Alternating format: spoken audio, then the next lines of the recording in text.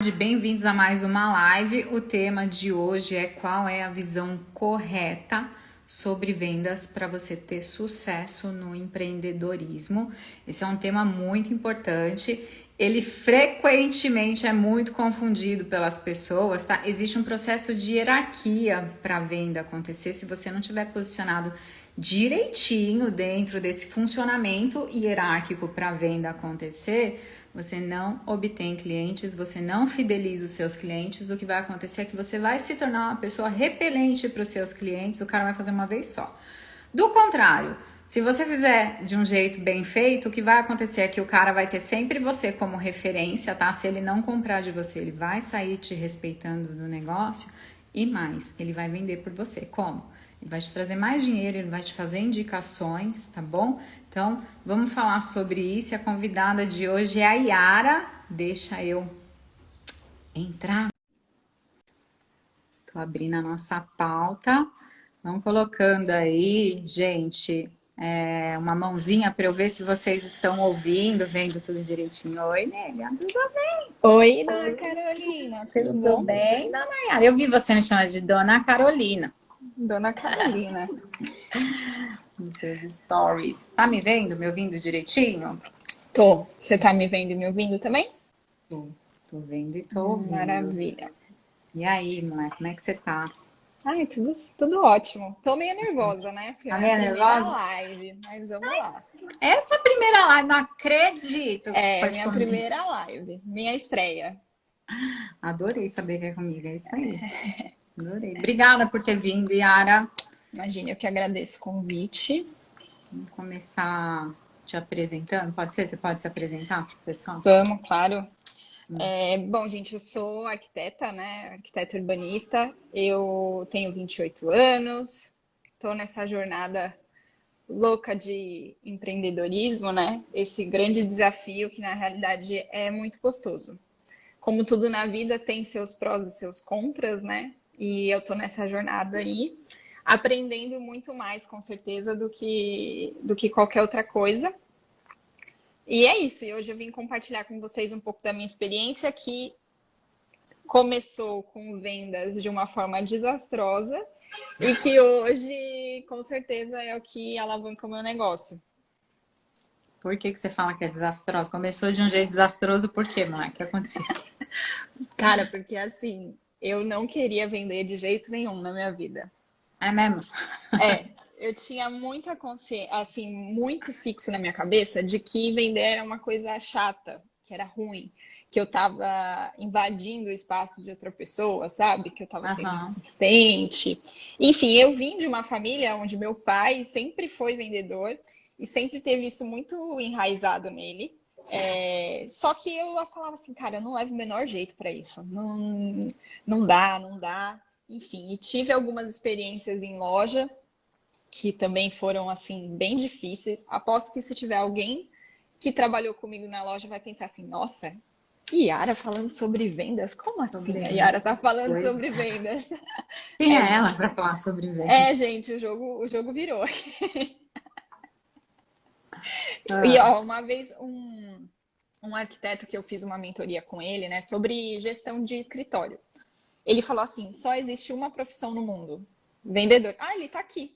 Marcelo, Ai, Marcelo gente, põe a Sérgio. mãozinha aí pra gente ver. Ele que me falou Essa que mãozinha.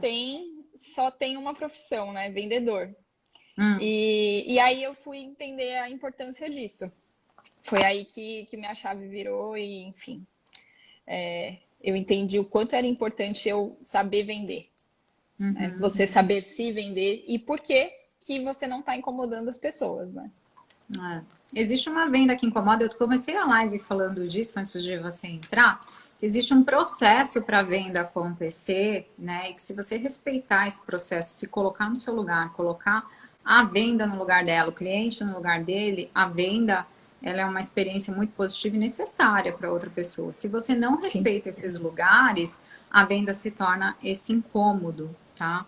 Por exemplo, se você está vendendo, né, porque você precisa de dinheiro, você está no lugar errado para vender, sabe? exatamente. E era essa a minha situação. Eu vendia porque eu precisava de dinheiro.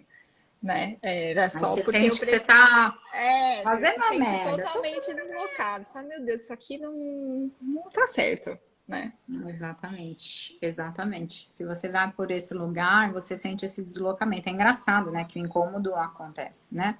E daí eu sou o vendedor que eu estou transferindo para o meu cliente a responsabilidade pelos meus resultados financeiros, entendeu? Quando eu transfiro isso, ou eu atendo ele mal, ou eu atendo ele de uma maneira muito agressiva, porque eu não coloco ele como o eixo de atenção, né? Eu estou no eixo de atenção, estou fazendo isso por mim e não pelo cliente. E o cliente ele te procura quando ele precisa de alguma coisa, não quando você Sim, precisa.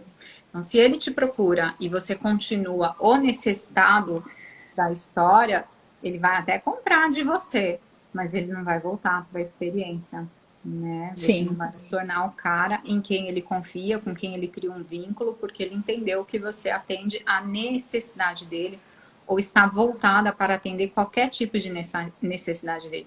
A sua atenção é para a meta, a sua atenção é para a tua demanda e não para a demanda do cliente, né? Isso tem caído sim, por terra aí hoje. Até treinamentos de vendas têm treinado consultores vendedores, né? Vendedores que consultam o cliente, entendem, portanto, a necessidade do cliente, tem a clareza de falar, olha, isso aqui serve ou não serve para você, né?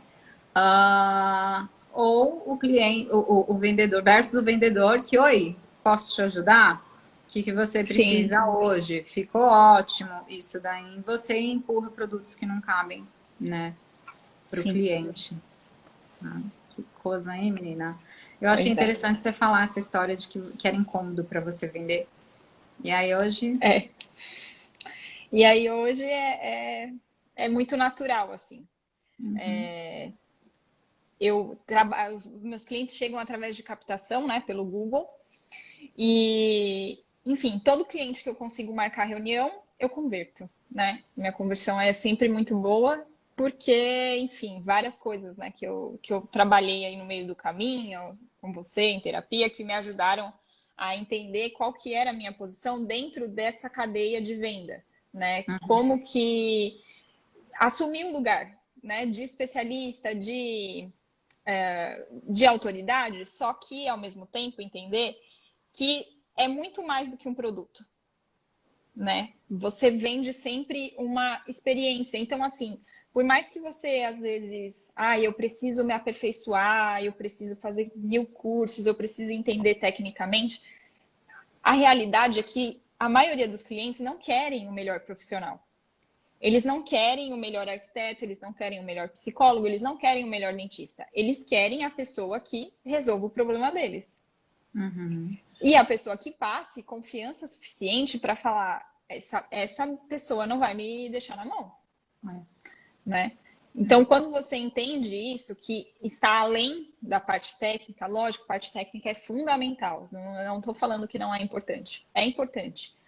Mas você tá ali pelo seu cliente e falar para ele, cara, eu vou fazer tudo por você. A gente vai conseguir solucionar. O cliente ele vai encontrar um parceiro, pelo menos no meu caso, né? Encontrar um parceiro que me ajude a solucionar o que eu preciso. Então, se eu tiver alguma dificuldade, ele vai ser meu aliado e não meu inimigo nessa situação, né? Porque tem muito prestador de serviço que meio que no decorrer da situação acaba se colocando nesse posicionamento de rival do cliente, né?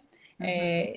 Recebo muitos casos de clientes, e o meu primo contratou um arquiteto e no final das contas eles brigaram porque o arquiteto queria fazer de um jeito e o meu primo queria fazer de outro. Então, assim, muitas pessoas às vezes com péssimas experiências relacionadas a histórias que ouviram e que chegam e a gente tem que trabalhar e quebrar essas objeções, né?